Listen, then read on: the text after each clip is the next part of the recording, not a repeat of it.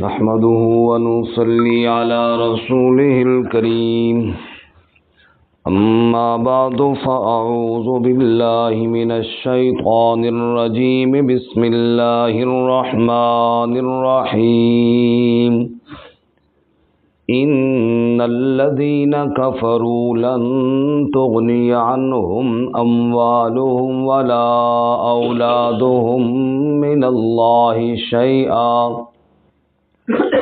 وأولئك أصحاب النار هم فيها خالدون مثل ما ينفقون في هذه الحياة الدنيا كمثل ريح فيها سر أصابت حرث قوم ظلموا أنفسهم فأهلكته وما ظلمهم الله ولكن أنفسهم يظلمون سبحان ربك رب العزة عما يصفون وسلام على المرسلين والحمد لله رب العالمين اللهم صل على سيدنا ومولانا محمد وعلى آل سيدنا ومولانا محمد وعلى أصحاب سيدنا ومولانا محمد وبارك وسلم. معزز سامعین، سورہ آل عمران آیت نمبر 116 اور 117 آپ کے سامنے تلاوت کی ہیں.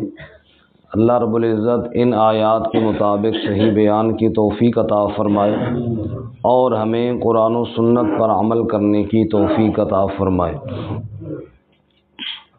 گزشتہ سبق میں اہل کتاب کا ذکر ہوا اور ان میں کچھ جو بہتر لوگ تھے ان کا ذکر ہوا. آج کے سبق میں ارشاد فرمایا کہ یہ اہل کتاب میں سے یا دیگر کفار میں سے ان کی جو اچھائیاں ہیں وہ تبھی ان کو فائدہ دے گی جب یہ ایمان لائیں گے. تو اگر آپ صلی اللہ علیہ وسلم پر، قرآن پر، توحید کو نہیں مانتے، نیک اعمال کرتے ہیں، تو ان کے نیک اعمال کی اللہ کے ہاں کوئی حیثیت نہیں ہے، کیونکہ نیک اعمال کی قبولیت کے لیے ایمان کا ہونا شرط ہے. ایمان کی مثال روح کی طرح ہے اور اعمال کی مثال اعضاء کی طرح ہے. جیسے انسان کے بدن سے روح نکل جائے، اعضاء تو ہوتے ہیں لیکن وہ بیکار ہو جاتے ہیں، خود چل کے قبرستان تک کوئی نہیں گیا آج تک، میت کو اٹھا کر ہی لے جاتے ہیں. ہاتھ ہوتے ہیں پکڑنے کی ہمت نہیں ہوتی، حتیٰ کہ اپنا غسل خود نہیں کر سکتا. اعضاء تو سارے موجود ہیں، صرف روح نکل گئی ہے. یہی مثال ہے ایمان اور اعمال کی. فرمایا بغیر ایمان کے اگر وہ اعمال کرتے ہیں، جیسا کہ کئی کافر کئی اچھے کام بھی کرتے ہیں، تو بس ان کا یہی بدلہ ہے جو دنیا میں اللہ ان کو کھلا رہا ہے، پلا رہا ہے. آخرت پر چونکہ ان کا ایمان ہی نہیں ہے، وہ اس قابل ہی نہیں ہے کہ وہاں جا کر ان کو کوئی اس کا اجر دیا جائے، اس لیے ان کے اعمال سارے ضائع ہے. قرآن نے اور بھی کئی جگہ اس کو بیان کیا. ایک جگہ سورہ کہف کے آخر میں اللہ تعالیٰ نے فرمایا قُلْ هَلْ أُنَبِّئُكُمْ بِالْأَخْسَرِينَ أَعْمَالًا الَّذِينَ ضَلَّ سَعْيُهُمْ فِي الْحَيَاةِ الدُّنْيَا وَهُمْ يَحْسَبُونَ أَنَّهُمْ يُحْسِنُونَ صُنْعًا. اور میں تمہیں ایسے لوگ دکھاؤں جو یہ سمجھ رہے ہیں بڑے اچھے کام کر رہے ہیں لیکن ساری محنت ان کی ضائع اور برباد ہے. أُولَئِكَ حَبِطَتْ أَعْمَالُهُمْ، ان کے اعمال ضائع کر دیے جائیں گے، مٹا دیے جائیں گے، کیونکہ ان کی ایمان کے اندر ان کے اعمال میں ایمان ہی نہیں ہے. جب ایمان کے بغیر عمل ہوں گے تو اللہ کے ہاں قبول نہیں ہوں گے. اللہ نے ہمیں ایمان عطا فرمایا، سب کو الحمدللہ. یہ سب سے بڑا اللہ تعالیٰ کا انعام ہے. حضرت بلال رضی اللہ تعالیٰ عنہ فرمایا کرتے تھے، اے میرے اللہ شکر ہے ایمان تو نے اپنے ہاتھ میں رکھا ہے، ورنہ مجھ جیسے غریب کو کون ایمان دیتا. میں نے ایمان قبول کر لی. بڑے بڑے مالدار اور چودھری اور پتہ نہیں کیا رئیس سب رہ گئے ایمان سے، اور حبشے کا بلال ایمان قبول کرتا ہے اور اللہ تعالیٰ اسے وہ مقام عطا فرماتا ہے کہ دنیا حیران رہ جاتی ہے۔ یہ سودے تو سارے ایمان کے ہیں۔ اس لیے فرمایا ان الذین کفروا، بے شک وہ لوگ جنہوں نے کفر کیا، لن تغنی عنہم، ہرگز کام نہ آئیں گے ان سے، اموالہم ولا اولادہم، نہ ان کے مال اور نہ ان کی اولاد، من اللہ شیئا، اللہ کے عذاب سے کچھ بھی۔ جب اللہ کی پکڑ آئے گی، نہ مال کام آئے گا نہ اولاد کام آئے گی۔ کبھی یہ نہیں پوچھا گیا بھائی جی اس کے پاس مال کتنا ہے۔ مال قارون کے پاس کتنا تھا؟ پوری جماعت مل کر اس کے خزانوں کی چابیوں کو اٹھاتی تھی، اتنا بڑا مال کا مالک۔ لیکن جب اللہ تعالیٰ کی پکڑ آئی تو اللہ قرآن میں 20ویں پارے میں فرماتے ہیں فَخَسَفْنَا بِهِ وَبِدَارِهِ الْأَرْضِ، ہم نے اس کو خزانوں اور گھر سمیت زمین کے اندر دھنسا دیا۔ مَا كَانَ لَهُ مِنْ فِئَةٍ يَنْصُرُونَهُ مِنْ دُونِ اللَّهِ، اور نہ اس کی فوج میں سے، اس کے ملازموں میں سے کوئی بھی اس کو نہ بچا سکا۔ مال تو ہے لیکن ایمان نہیں ہے، تباہ و برباد ہو گیا اور زندہ سب کے سامنے زمین کے اندر دھنس گیا، ایک پائی بھی اس کے کام نہ آئی۔ اس مال کا کیا فائدہ؟ اسی لیے اللہ تعالیٰ سورۃ ہمزہ میں فرماتے ہیں وَيْلٌ لِكُلِّ ہُمَزَةٍ لُمَزَةٍ الَّذِي جَمَعَ مَالًا وَعَدَّدَهُ، وہ لوگ جو مال کو جمع کرتے ہیں اور پھر گن گن کے رکھتے رہتے ہیں، یحسب ان مالہ اخلد، سمجھتے ہیں کہ یہ مال ہمیشہ رہے گا، کلا، ہرگز ایسا ہونے والا نہیں۔ تو بہرحال کفار کے پاس جتنا بھی مال ہو وہ اللہ کی پکڑ سے بچا نہیں سکتا، ولا اولادہم، اور نہ ان کی اولاد بچا سکتی ہے۔ اولاد جتنی بھی ہو جائے اللہ تعالیٰ کے عذاب کا مقابلہ کر لے گی؟ یہ مال و دولت اور اولاد، یہ تو اسی لیے دنیا میں اللہ تعالیٰ نے دنیا کی زیب و زینت بنائی ہے کہ بس دنیا کی زیب و زینت ہے، دنیا میں ہی کام آئے گی۔ ہاں اگر اولاد دیندار ہے تو پھر تو اس کے نیک اعمال مرنے کے بعد بھی کام آئیں گے، اور اگر اولاد دیندار نہیں، صرف اس کو پیسہ کمانا ہی سکھایا، پیسوں کی مشینیں بنائی ہیں، تو آخرت میں کیا کام آئیں گے؟ یہ بوڑھے والدین کو دنیا میں اولاد چھوڑ دیتی ہے، جن کے پاس صرف مال پیسہ ہوتا ہے نا، وہ کبھی پیسے والا بندہ کہاں خدمت کرتا ہے ماں باپ کی، کبھی اس نے نہیں کیا۔ انہوں نے پھر اولڈ ہاؤس میں چھوڑنا ہے، جا کے وہاں دھکے کھائے۔ کئی لوگوں کو آپ نے آنسو دیکھے سوشل میڈیا پہ، آج کل تو بہت لوگ آ رہے ہیں، بڑے بڑے ڈاکٹر آ رہے ہیں آنسو بہاتے ہوئے کہ میں نے اولاد کے لیے بہت کچھ کیا، اور میں نے اولاد کے لیے یہ کیا، اور میں نے یہ کیا، اور آج اولاد مجھے چھوڑ دنیا میں ہی چھوڑ گئے، آخرت میں کیا کام آئیں گے؟ اس لیے اپنی اولاد کو دین سکھائیے، اپنی اولاد کو اللہ رسول کے احکامات سکھائیے۔ اس کا مطلب یہ نہیں ہے کہ دنیا کا مال نہ سکھائیں، بے شک بھی دنیا کا مال بھی ہو، لیکن ساتھ دینداری ہوگی تو تب یہ فائدہ ہے، ورنہ یہ کسی کام کے آخرت میں کیا کام آنا ہے، دنیا میں انہوں نے چھوڑ دینا ہے۔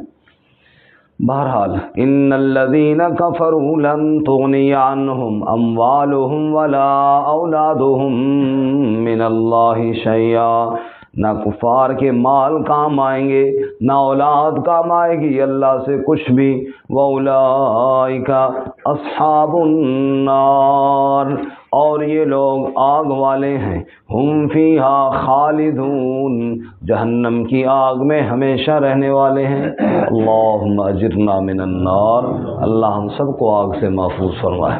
یہ دعا پڑھا کرے صبح و شام، اللہم اجرنا من النار، اے اللہ ہمیں جہنم کی آگ سے بچا، اور اللہم اجرنی من النار بھی پڑھ سکتے، اے اللہ مجھے جہنم کی آگ سے بچا۔ نی اجرنی واحد کا صیغہ ہے، مجھے یا اللہ جہنم کی آگ سے بچا، اور اجرنا اے اللہ ہم سب کو جہنم کی آگ سے بچا۔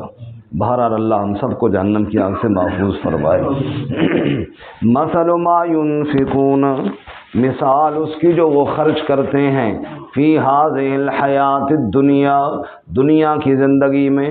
اللہ کہتے ہیں ان کی مثال بھی سن لو نا، دنیا میں وہ خرچ کرتے ہیں، ان کی مثال کیسے ہے؟ پہلے زبانی سمجھو، پورا مثال ایسے ہے جیسے ایک آدمی نے باغ لگایا، کھیت ہو، فصل لہلہا رہے ہوں، طوفان آیا، ہوا بڑی تیز چلی، اس میں ایک بگولا تھا، اس میں ایک پالا تھا، وہ سخت بھی ہو سکتا ہے، ٹھنڈا بھی، اور سخت گرم بھی ہو سکتا ہے۔ ہمارے یہاں بعض کوہرا پڑتا ہے نا سخت، تو فصل برباد ہو جاتی ہے، اور بعض دفعہ سخت لو چلتی ہے، اس سے فصل برباد ہو جاتی ہے۔ فرمایا بس کھیت تھا، فصل تھی اور بڑے لہلہاتے کھیت تھے، لیکن اس کو لو پڑ گئی، اس کو پالا پڑ گیا، اور وہ ساری فصل کیا ہو گئی؟ ضائع اور برباد ہو گئی۔ یہی ان کے اعمال کی مثال ہے۔ اگر کچھ خرچ کرتے بھی ہیں، وہ کفر کی لو ایسی پڑتی ہے نا کہ سب کچھ ضائع اور برباد ہو جاتا ہے۔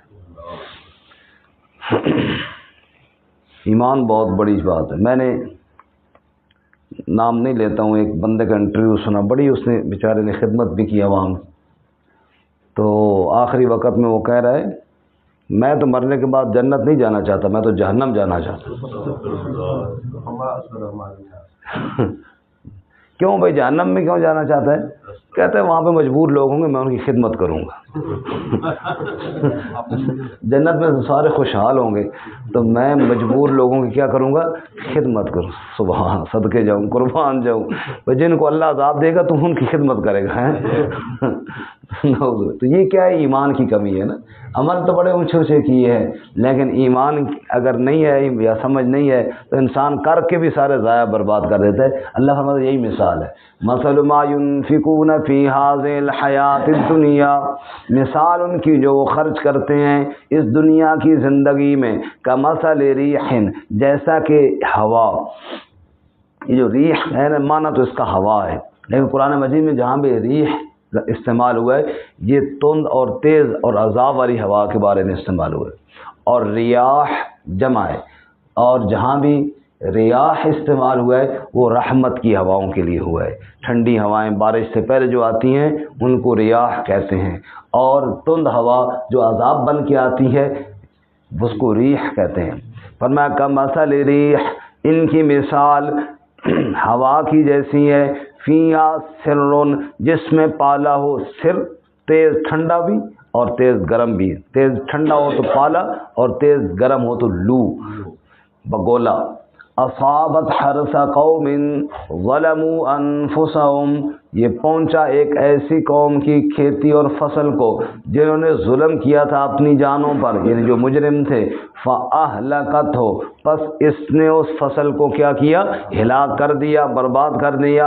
جیسے فصل کھڑی کو ایک بگولا، ایک پالا یا سخت لو آ کر برباد کر دیتی ہے، ایسے ان کے اعمال کو بھی ان کے کفریہ عقائد برباد کر دیتے ہیں اور اعمال ضائع ہو جاتے ہیں۔ وَمَا ظَلَمَهُمُ اللَّهُ، اور اللہ نے ان پہ ظلم نہیں کیا، وَلَٰكِنْ أَنفُسَهُمْ يَظْلِمُونَ، لیکن یہ خود اپنی جانوں پر ظلم کرتے ہیں۔ یہ ایسے اعمال کرنے کے بعد عقیدہ وہ رکھتے ہیں جو اللہ تعالیٰ نے نہیں بتایا ہے، تو اللہ تعالیٰ کی تو نہ مانی نا، اپنی مرضی سے کام کر رہے پھر اللہ سے اجر کیوں لیتے ہیں؟ اگر اپنی مرضی سے کام کرنا ہے پھر اللہ سے اجر کے امیدوار کیوں ہیں؟ اگر اللہ کے حکم کے مطابق کام کریں گے اللہ پھر ان کو اجر بھی عطا فرمائے گا، اس لیے اللہ نے ان پہ ظلم نہیں کیا۔ ایک آدمی وہ کسی نے اس کو مزدوری پہ لگایا ہے، وہ کام کر رہا ہے تو ظاہر وہ اجر دے گا، اور ایک آدمی خود کسی جگہ پہ پہاڑ میں جا کے پتھر جوڑ رہا ہے اور پھر کہتا ہے جی مجھے آ کے مزدوری دو، کیوں بھائی تو نے تو میں نے تو تمہیں نہیں کہا تھا۔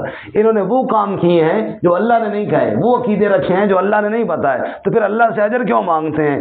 اللہ سے اجر تو اس کو ملے گا جو اللہ پر ایمان رکھے گا اور اللہ کے نبی صلی اللہ علیہ وسلم کو بتائے ہوئے طریقے پر کام کرے گا۔ ایک آدمی نماز کے وقت میں نماز نہیں پڑھتا، دوپہر کے ٹائم جب ہوتا ہے تو جناب وہ آ کے لمبے چوڑے جناب پڑھتا ہے، پھر کہتا ہے مجھے جنت کیوں نہیں ملی، میں نے بڑے اعمال کیے۔ بھائی اللہ نے تو اس وقت تجھے یہ عمل کرنے کا نہیں کہا تھا، اللہ نے جب کہا تھا اس وقت تو نے کیا نہیں ہے، شریعت کو تو نے فالو کیا نہیں ہے، رسول اللہ صلی اللہ علیہ وسلم کے احکامات پہ تو نے عمل کیا نہیں ہے، اب اللہ سے اجر کس چیز کا؟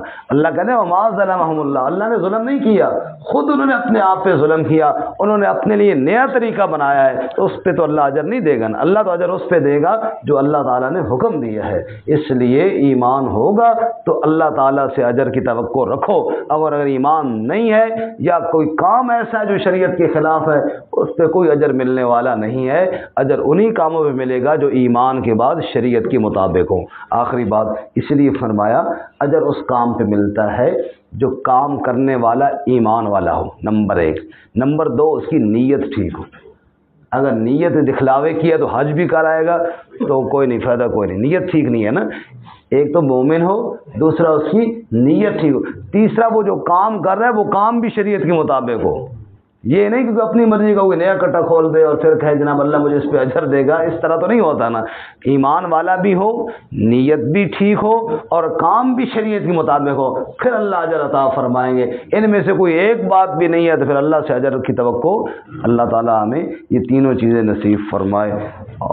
ترجمہ دوبارہ سنیں۔ ان الذین کفروا، بے شک وہ لوگ جنہوں نے کفر کیا، لن تغنی عنہم، ہرگز کام نہ آئیں گی ان سے، اموالہم ولا اولادہم من اللہ شیئا، ان کے مال اور نہ ان کی اولاد اللہ سے کچھ بھی، وَأُولَئِكَ أَصْحَابُ النَّارِ، اور یہ لوگ آگ والے ہیں، ہم فیہا خالدون، وہ اس میں ہمیشہ رہنے والے ہیں۔ مثل ما ينفقون، مثال اس کی جو وہ خرچ کرتے ہیں، فی هذه الحیات الدنیا، اس دنیا کی زندگی میں، کمثل ریح، جیسا کہ ایک تیز ہوا کا جھونکا، فیہا سر، جس میں پالا ہو، اصابت حرث قوم، پہنچ جائے کسی ایسی قوم کی فصل کو، ظلموا انفسہم، جنہوں نے ظلم کر رکھا ہو اپنی جانوں پر، فاہلکت، پھر اس فصل کو ہلاک کر دے، وما ظلمہم اللہ، اور اللہ نے ان پہ ظلم نہیں کیا، ولکن انفسہم یظلمون، اور لیکن وہ خود اپنی جانوں